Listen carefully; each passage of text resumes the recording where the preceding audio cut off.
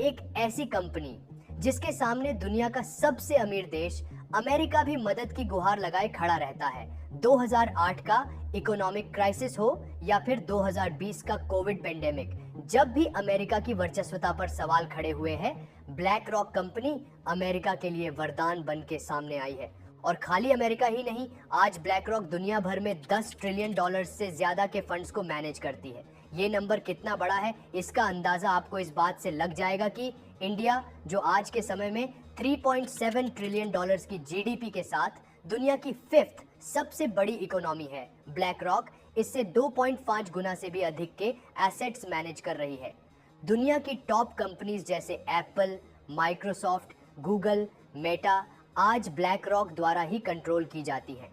दोस्तों, ये company America, Europe और यहाँ तक कि चीन को भी अपनी उंगलियों पर नचा सकती है। जब भी बड़े बड़े देशों को पैसों की जरूरत होती है तो ये देश ब्लैक रॉक के आगे हाथ फैलाकर खड़े हो जाते हैं। ये कंपनी शैडो बैंक की तरह काम करती है। आज जो हम खाना खा रहे हैं, पानी पी रहे हैं, बीमार पड़ने पर जो दवाई खा रहे हैं, उन सभी चीजों पर कहीं ना कहीं ब्लैक रॉक कंपनी का कंट्रोल है।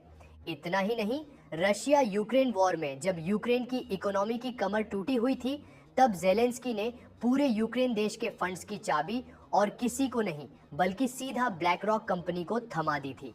इतना सब कंट्रोल करने के बाद भी अगर आपने अभी तक इस कंपनी के बारे में नहीं सुना, इसीलिए दोस्तों आज की वीडियो हम इसी ब्लैक रॉक कंपनी के बारे में जानेंगे कि कैसे इस कंपनी ने दुनिया की लगभग हर इकोनॉमिक एक्टिविटी पर अपना कब्जा जमा रखा है।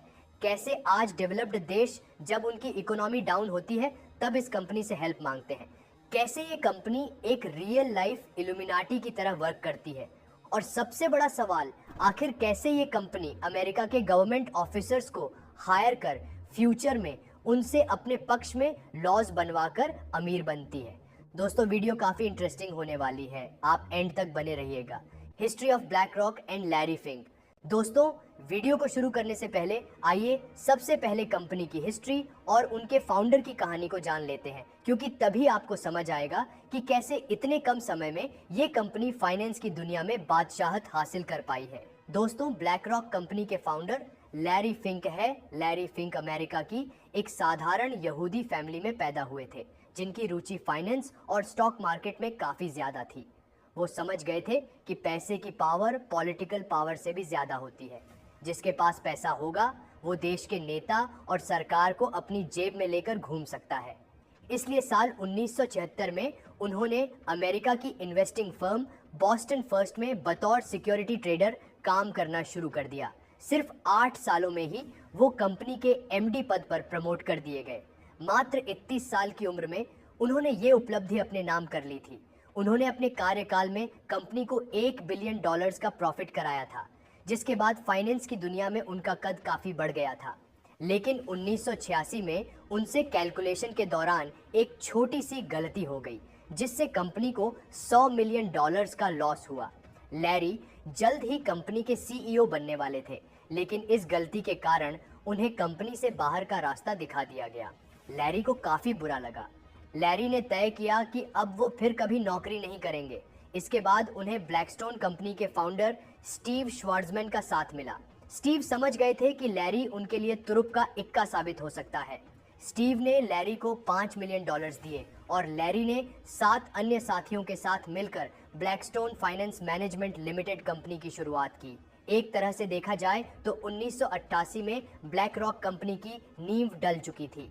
इस कंपनी ने तेजी से तरक्की की और 1994 तक ये कंपनी $53 बिलियन के एसेट्स मैनेज करने लगी थी।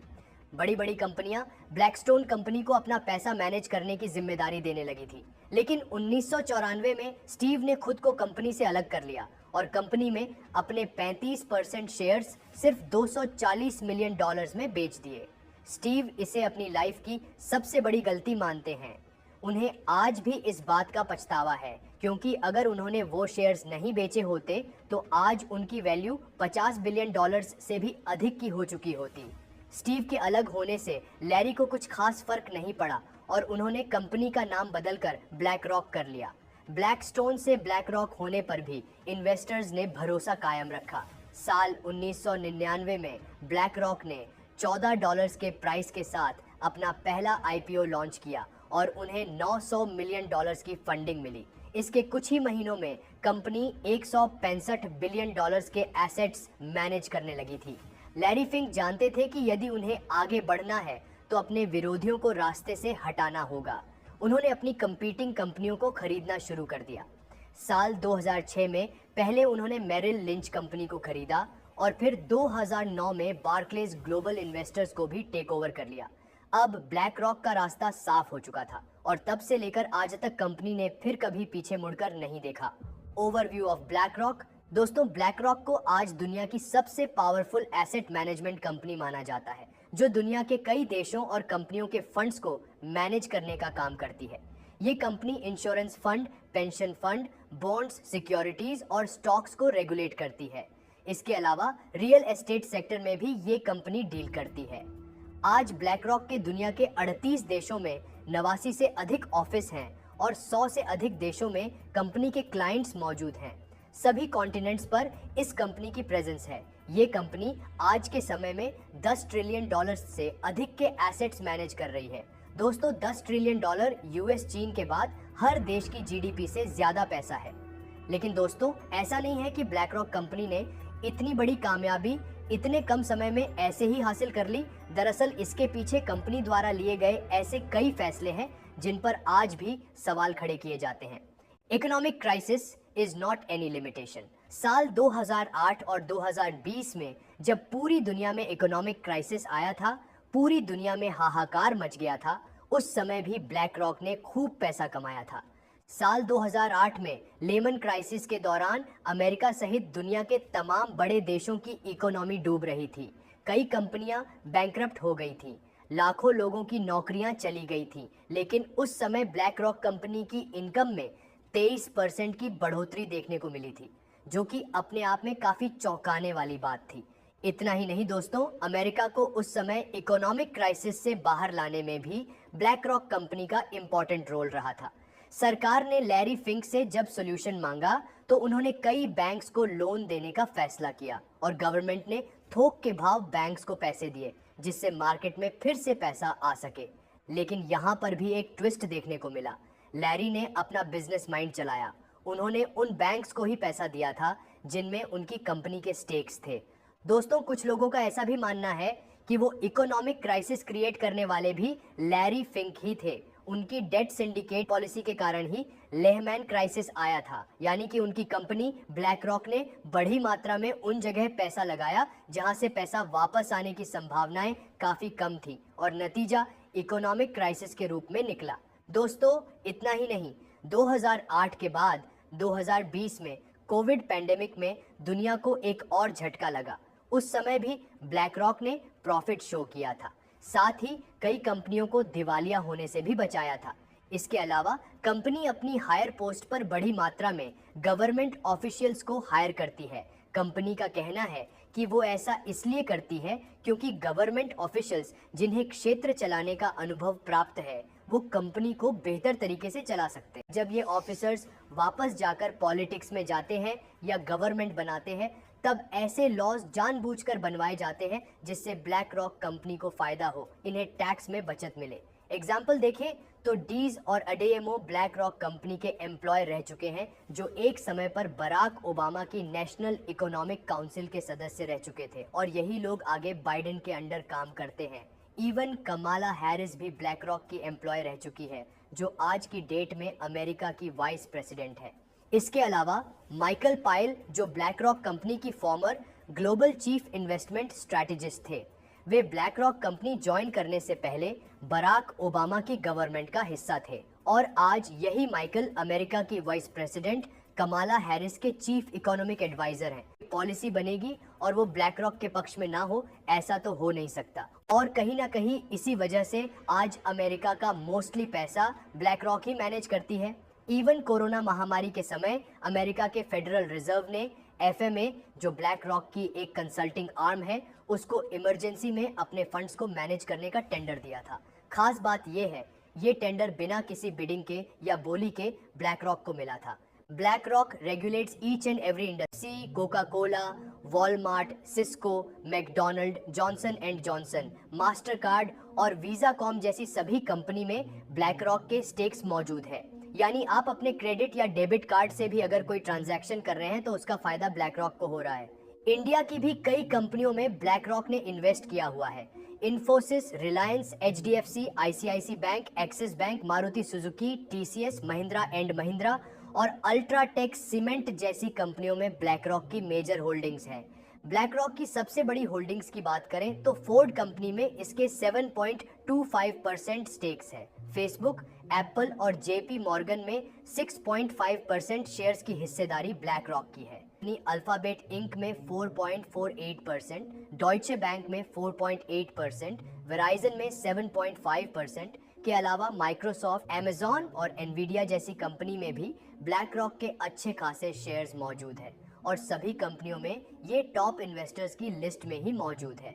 BlackRock जिस भी कंपनी के शेयर खरीदती है उसके शेयर्स में एक तेज उछाल देखने को मिलता है, यानी उस कंपनी की तो चांदी ही चांदी हो जाती है। हाल ही में अप्रैल 2024 में भारत की दो कंपनी इलेक्ट्रो स्टील कास्टिंग्स और PTC इंडिया लिमिटेड में 207 करोड़ के शेयर्स खरीदे थे। BlackRock के इन्वेस्ट करते ही कंपनी के शेयर्स में 11% तक का उछाल देखने को मिला था। दोस्तों, आज के समय में चाइना में भी BlackRock का इन्फ्लुएंस बढ़ रहा है। असल में USA ने अपनी चाइनीज कंपनियों में इन्वेस्टमेंट पर बैन लगा रखा है और कई चाइनीज कंपनीज को ब्लैक लिस्ट भी किया हुआ है, लेकिन USA के ब्लैक लिस्ट करने के बावजूद आज उन कंपनियों में BlackRock इन्वेस्ट कर रहा है। चाइना की रियल एस्टेट मार्केट और म्यूचुअल फंड सेक्टर में लैरी फिंक की कंपनी का दबदबा मजबूत हो रहा है। आने वाले समय में शायद चीन को भी लैरी फिंक अपनी उंगलियों पर नचाते नजर आएंगे। दोस्तों, BlackRock वैसे तो खुद को environmental and social friendly company बताती है, लेकिन दूसरी ओर उन कंपनियों में भी ये इन्वेस्ट करती है जो क्लाइमेट चेंज के लिए रिस्पॉन्सिबल है और फॉसिल फ्यूल्स के यूज को जहां बढ़ावा मिल रहा है। Oil and corporation company Exxon Mobil में BlackRock की 6.7% की हिस्सेदारी है। केवल ये कंपनी आज वर्ल्ड के 2% कार्बन एमिशन के लिए जिम्मेदार है। इसके अलावा गन मैन्युफैक्चरिंग जैसे बिजनेस में भी BlackRock ने निवेश किया हुआ है। इससे कहीं ना कहीं कंपनी का डबल स्टैंडर्ड भी देखने को मिलता है। यानी एक बात साफ है, लैरी फिंक और उनकी कंपनी को इस बात से कोई फर्क नहीं पड़ता कि कंपनी सही काम कर रही है या नहीं, उसकी इन्वेस्टमेंट नेचर के लिए हार्मफुल तो नहीं है या फिर वो समाज के लिए ठीक है या नहीं। BlackRock को सिर्फ अपने प्रॉफिट से मतलब है और यही वजह है कि साल 1999 से लेकर 2020 तक इस कंपनी ने 7,539% की बेहतरीन ग्रोथ की।